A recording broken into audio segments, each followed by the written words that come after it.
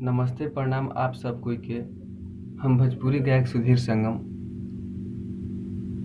आप सबके आज एगो गीत सुनावे जाता नहीं। अगर अच्छा लगी तो हमारे चैनल सुधीर संगम ऑफिशियल के जरूर सब्सक्राइब करम और शेयर करम और लाइक कमेंट जरूर करम। गाना के भाव बा हो हित परित हिताई मिताई जात छोड़ देला। हित परित हिताई मिताई जात छोड़ देला। जब समय होला कमजोर,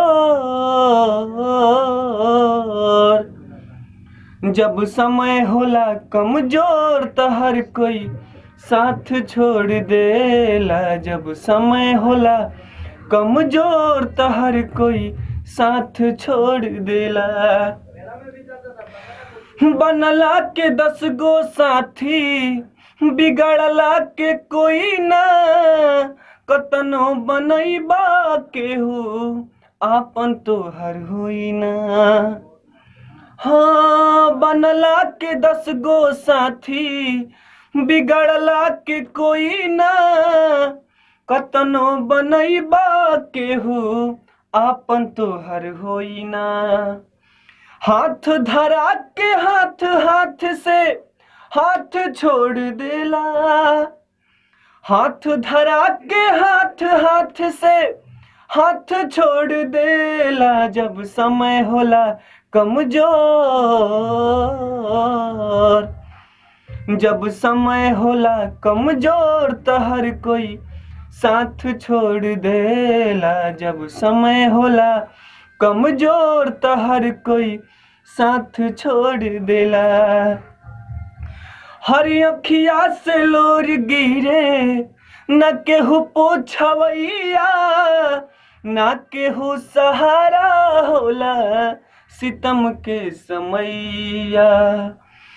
अखिया से लोर गिरे न केहू पोछवैया, न केहू सहारा होला सितम के समैया।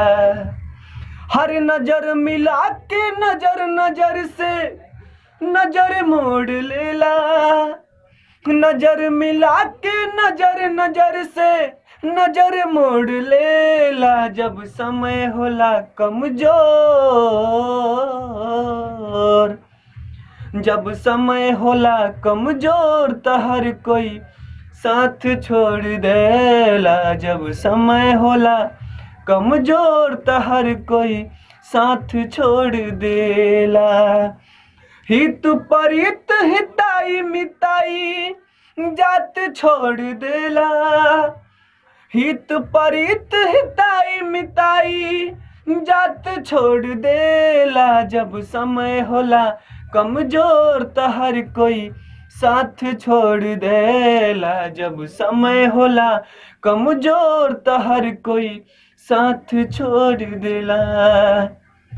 तो आप सबके गाना कैसा लागल कमेंट में जरूर बताएं और हमारे चैनल के सब्सक्राइब करी ताकि जो भी हम डालें अपना चैनल पे आप तक सबसे पहले पहुंचे। फिर से सब कोई के पैर छू